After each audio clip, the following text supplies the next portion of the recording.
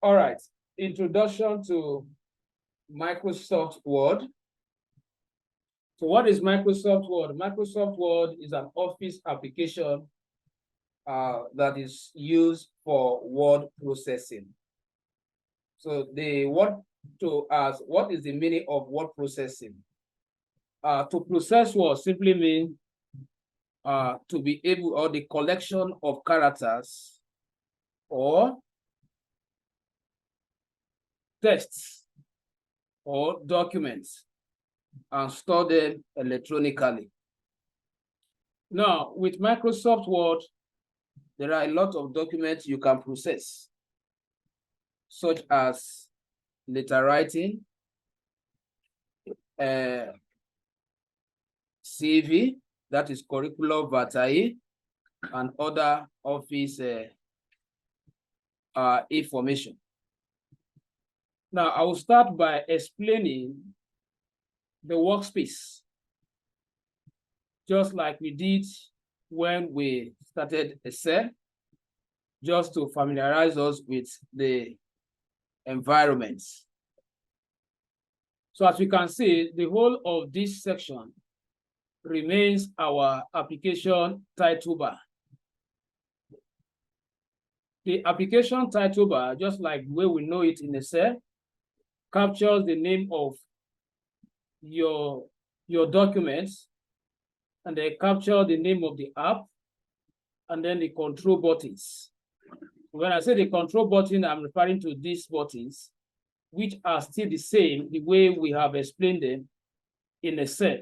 So there are a whole lot of things here that still remain the same with the one of Excel, which we don't need to really spend much time to talk about. Now, we also have the standard toolbar. The standard toolbar contains the program shortcuts. The program shortcut. Hold on, I think somebody is requesting for the link.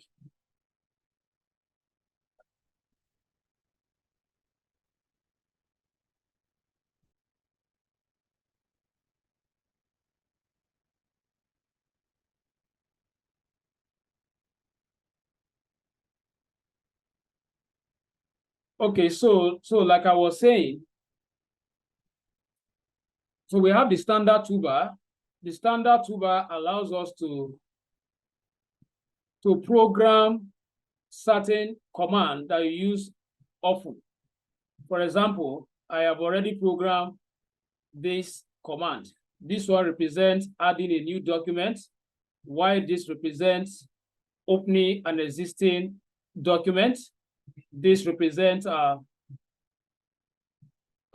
saving document. This represents undo, just like the way we have it in Excel. So I can remove an item, I can also add. So for example, if I want to add,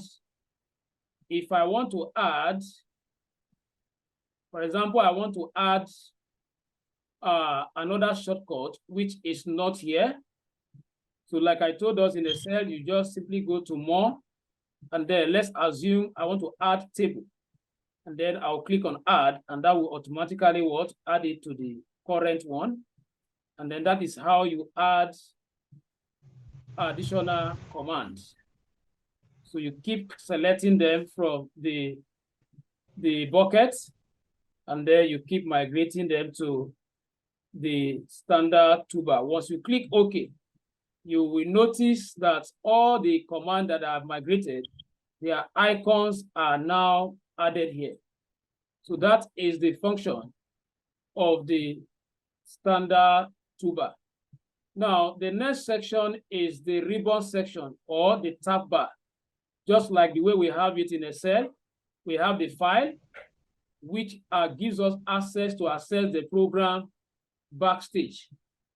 Now, on the program backstage, what are the things you can access there? You can access like open, save, save as, print, and other information. Then you have another tab where you can access most of the basic word transformating command. Then you have insert, where you can also access another set of command. You have design, you have layout, you have reference. So what it means is that these are like different containers in which you can access different properties depending on what you are processing and the nature of challenge you are having. So for example, if I have this, welcome to my webinar. Now, supposing I want to increase the size of this, then I should know the container or the tab that contain the function, which is a home tab. So from here, I can bold. From here, I can increase the size of the entry. I can change case. Change case means you want to change from lowercase to uppercase, so depending on what you want. So you can switch from lowercase to uppercase. You can say capitalize. Capitalize will allow each word, each character in each word to be capital letter. So that is just to show you that actually all these are different containers. A user can access different solution or command from. Now quickly go to the next section. The next section is called the command property bar. Why is it called the command property bar? Because once you open a tab, the content inside that tab as a container will be displayed on the property bar. So right now, I can address this property as properties of insert. Once I move to design, all this becomes what? Properties of what? Design. Once I move to layout, all this becomes what? Properties of what? Layout. So just for you to know that truly all these are different what? Channel or container where you can access different instructions depending on what? The challenge you are having while you are processing your entry on the page. Now, immediately after the bar, the property bar, we have the ruler section. There are two types of rulers on the page or the workspace. We have the horizontal ruler, which defines your document left margin and the right margin. Then we have the vertical ruler, which defines the top margin. And if you scroll down, then there should be the bottom what? Margin, also being defined by the same vertical ruler. So what we are saying is that the reason why we have the ruler is for us to be able to monitor or to be able to know the amount of space you are leaving as your margin on both the horizontal axis and the vertical axis. Now, the next section, which is this, is your page. That is where you are allowed to impute your documents or your character. Now, the page is just like your electronic paper where you can write your contents. Now, that is all about the page. Now, coming to the down part here, you can see this session updating us on the number of pages we have used and the number of words we have typed, and proofread that to check whether there is what? Error, and then the layout and the zooming meter. Now, let me start from here. The zooming meter allows user to increase the viewing size of your entry. Supposing you don't want to be too closer to the screen, so you can use this to what? To bring the writer closer to your view. You can as well click here to distance it from your view. So depending on your what? Your view standard. Now, you can also change the layout. Here, there are 3 different layouts you can use to present your write-up in Microsoft Word. You either use what? Print layout, or you use what? Read mode. Now, if you are using read mode, look at what we have here. So with the read mode, my document is not properly what? Organized. So I can change to what? To this, which is what? The print layer. The print layer happens to be the best layer. Why? Because if I am viewing my write-up with the print layer, then I'll be able to access my both ruler, that is both the horizontal ruler and the vertical ruler. And outside that, I'll be able to monitor my margins. Now I have this, which is called web layout. So this is for viewing web content. So what is the difference between viewing your page content with the web layout and the print layout? The difference is that if you are on print layout, you can see your both ruler. But if you are on the web layout, you can only see the horizontal ruler, and then you have a wider space for your inputs. Okay, now because for every document you process, always bear at the back of your mind that that document someday will be printed out and be binded. That is why the standard says you must always leave margin space around your document so that the binder will not cover any part of your entry. So that is all about what? Microsoft Word interface. Now, I'll quickly go to how to set up the page or the document. There is what we call document setup. Before you commence your entry on the page, you are expected to set up the margin, the paper size, and the orientation. So I will take that one after the other. So how do I set my paper size? Meaning that before you start computing your entry, you need to be able to know the paper size that will be likely used to print it out, so that by the time you are printing, your document will be arranged just like the way you have it while you were typing. So for that reason, I'll go to layout, and then from layout, you can see that the whole of this section is titled what? Page setup. So the first thing I want to set is my margin. Now, as a typist, what are the factors that should be considered when setting up your margins? Now, you have to look at the length of the entry. Then you use the longest line to program the margin. You don't use the shorter line to do your calculation of margin, because if you do, it means that you are only creating space for that word length. And by the time you tend to enter entry that are actually beyond that length, you have issue of what? Space.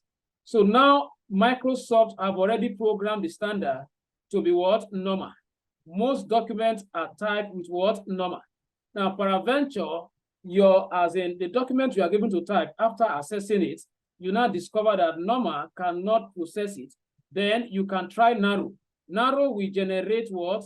Lesser margins compared to normal. I'm waiting for it to implement. So you can see the amount of space I have now as my left margin is not compared to the one I was having when I was on what? Normal. So now, you don't just use it. There are situations whereby you'll be forced to use normal. For example, if you have typed and your document has entered, let's say, 5 pages, and you or the person you are processing it for says that does not have money to pay for 5 pages, the person will ask, is there anything you can do to compress the 5 pages to become at least 3 pages in order to save cost?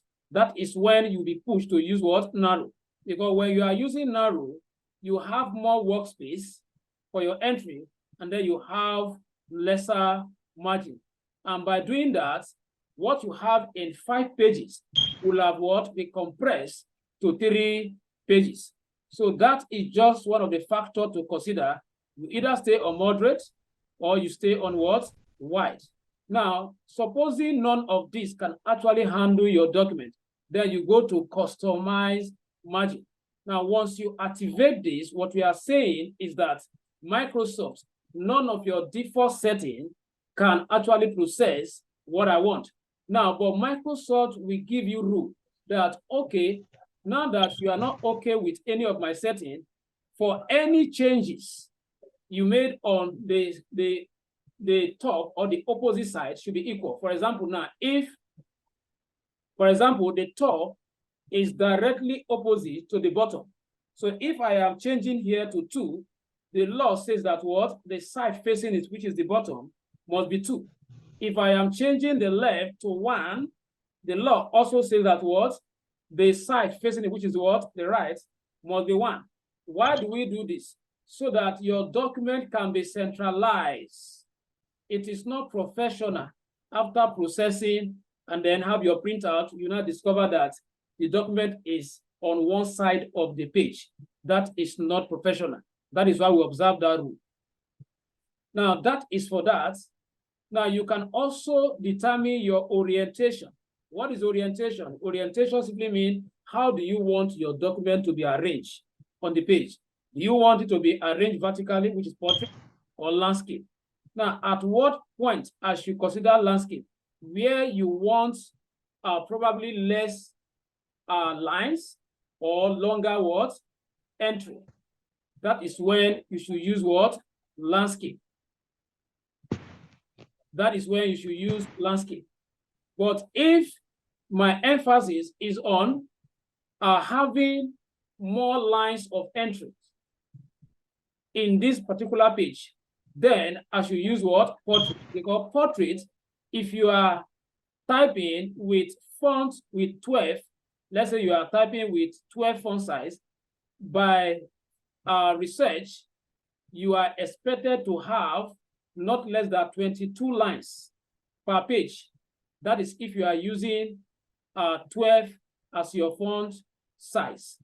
Now, going back to layout, if you are using landscape, instead of having up to 22 lines of entry, you are going to have 16.5 or 16 approximately. So what it means to you is that if you are processing with portrait, you stand to have more entry per page compared to what? Landscape. Now, for size, this is where you choose your paper size. Your paper size simply means, like in offices, most of the offices uses the A4. So before you start your entry, you need to have defined the paper size that you will likely use to print the document. So that is what you do here. Now, so these are the 3 basic things you must put in place before you start your entry. So the process of setting these 3 items is called document setup. Okay, so the next topic is, I'm trying to go by the way I outlined them. Just give me a few minutes. Let me go back to my course outline.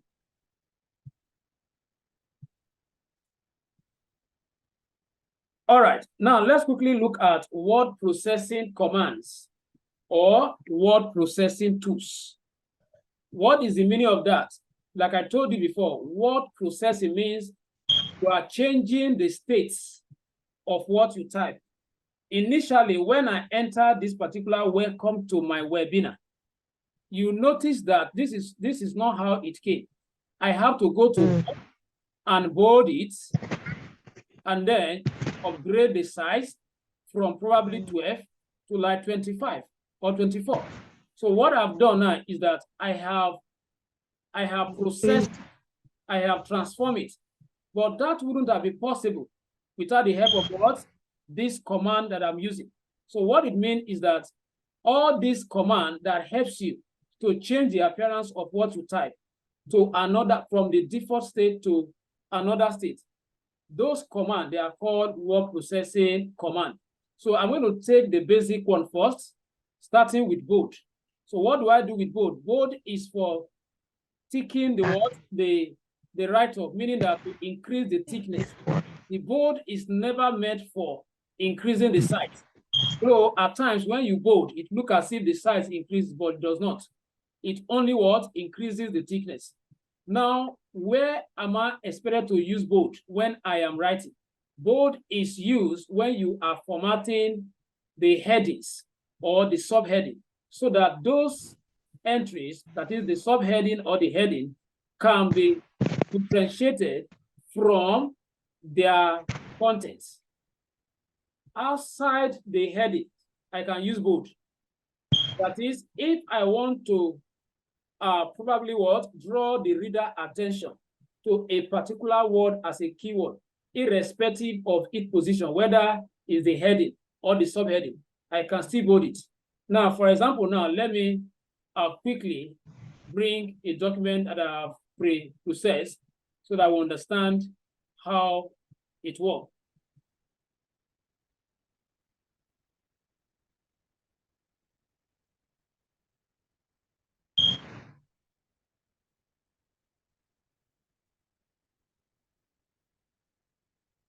Come in.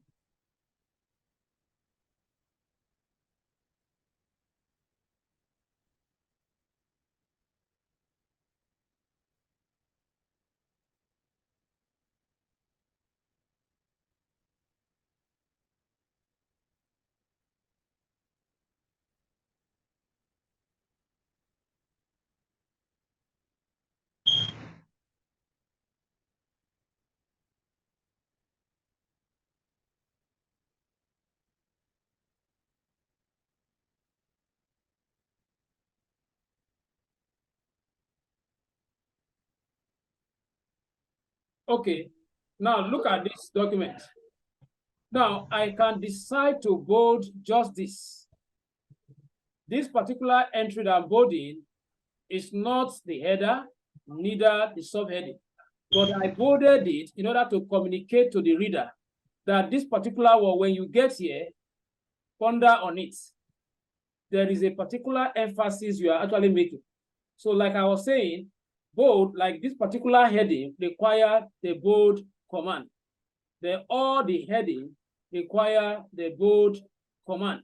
So that is just for you to know when to bold. Now we have the italic as the next basic word processing command. Italic means to slant. So you can see that you can give an entry a particular font. Let's say this. And then by the time you italics it, it can change the font. Now, italic is also used to emphasize on a particular word. So having bolded this, I can decide to still add this to it, just to make it more obvious. Then we have underline. Underline is to what? To draw line under your entry, which is also used for formatting document headings. Now you can use double underline. You can even determine the underline color if you have the intention of printing your document with color printer. But if that is not the case, there is no need of considering what? The color. Now, how do I remove it? Supposing I applied underline and I want to remove it. You go back and highlight that entry and then click on the underline again, and that will remove it. Now we have shortcut for this. You can highlight an entry and simply press Ctrl+U to underline it. But that shortcut will not give you the double underline. The same thing, you can highlight an entry and press Ctrl+B to bold it. That is if I don't want to come to home to select what? Bold. Now we have another word processing command, which is called the font. The font in word processing means the handwriting. Now, professionally, you are not expected to give your headings the same font with the content under them. That is not a good communication. You are expected to define the hierarchy. That is, if you have used bold, that is Arial black for the heading, then you shouldn't use Arial black for the body. So use another font that are probably not as thick as the header. So that is the rule. And in a page, if you are using, let's say, Arial Black to format all your header, you maintain it for all the header, and then the same thing to what? To the body section. You maintain that same what? Handwriting. So with this, you are actually communicating. So when you print out this and give it to anybody to read, the person can easily assimilate because you have created hierarchy between the entry. Now we have font size. Once you have added the font, which means the handwriting, you can also determine the size of it. So it's not enough. There are some fonts you will use here until you enhance it with the size. The write-up will not be visible to the readers. So that is for font size. Now, I can also use shortcuts to increase the size. If I don't want to click here to choose a particular size, then I can click on this grow font, this icon. You can continue clicking on it, and that will continue what? Increasing the font size. You can do the same thing here to decrease the font by continue what? Clicking on it. Now, if I want to use shortcut, all I need to do, you hold down the control button, then also add the shift, and then use the greater than sign on your keyboard. Continue pressing the greater than sign while you are holding the control and the shift button. The same thing to what? The less than sign while you are still holding down the control and the shift button. And that will allow you to increase. The essence of the shortcut is that I could be here and I want to what? Increase size. Instead of me going to home before I can do this, I can quickly what? Use the shortcut and get the what? The job done. I am not in home, but I'm still able to what? To increase the size of my entry. So that is one of the reasons why you should know at least those often used command, try as much as possible to know their shortcut. Now, let's assume that after you have formatted your document to an extent, you now discover that your format is not really giving you what you wanted. So you want to return, you want to reset everything to start all over. You click on this icon. It says, well, clear all format. So once I click on that, it automatically returns my entry to the way it was before I started adding all these effects. Now, I have this for change case, like I said, to change to capital letter or to what? To capitalize each word. Now, just to explain a little bit better, if, for example, now the appearance of your entry will determine the case you are using. Now, as you can see that all the letters are in capital letter, which means I'm using uppercase. Now, if I am asked to change from uppercase to lowercase, that is where you come here and change to this. This is for all the letters in small letter, and then this is only the beginning character of each word that will be a capital letter, while the rest will be a small letter. And then this is toggle case. Toggle case is where you have the combination of both uppercase and lowercase. I don't think in Nigeria here, we usually what use this. So the one we use most are what? Sentence case. Sentence case is only the first character in the whole of the selected sentence that will be capital letter. The rest will be lowercase. Now I come here for color, for coloring your entry, and then here for painting the background. So I can easily say, okay, just to create another hierarchy or to differentiate my header from the content without me bolding them, without me using uppercase, I can simply what? Use this to what? To differentiate that. Then you can go back and then select what? No. That is after you click on the text to remove it. You highlight it back to remove it. That is how you remove that background painter. Once you have applied it, you go back and pick it and highlight across the entry. So that automatically, now let me come to this line. Now we have another important set of processing tools here, such as the strike through. Now let's assume that I am quoting item here. For example, now I have computer, And then computer is equals to, let's say, 4,000 naira. Now, how do you attach the naira sign?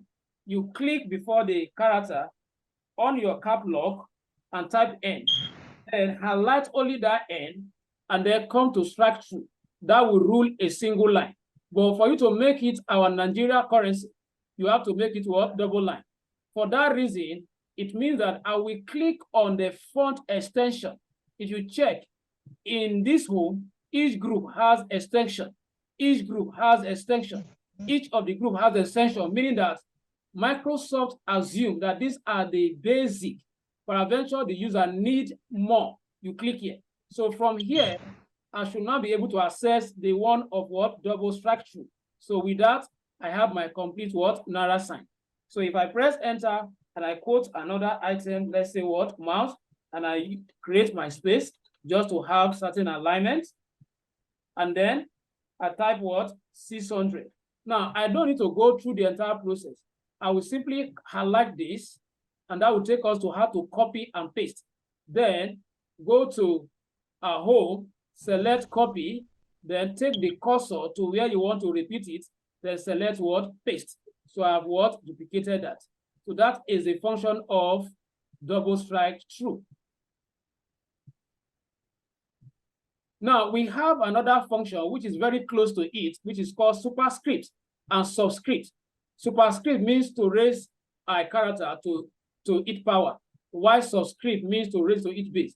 For example, if you are entering mathematical data, like if you are asked to type, let's say what, 2 raised power 4, you're going to what? Use that superscript. You highlight only the 4, and then you click here, and that will take it up.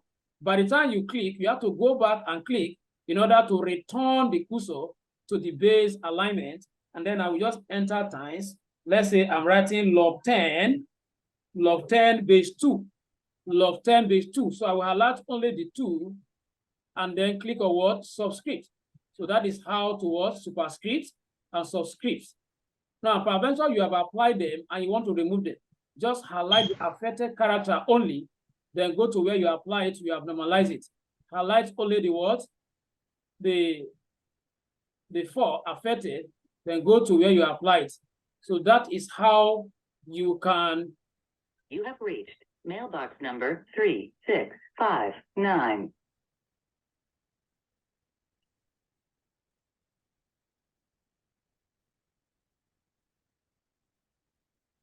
Are we still here? Yes, sir. We are here, sir. Okay. We are here. Yeah, hello. Okay, so- can you hear me? Okay. Yeah, tell me. Okay, so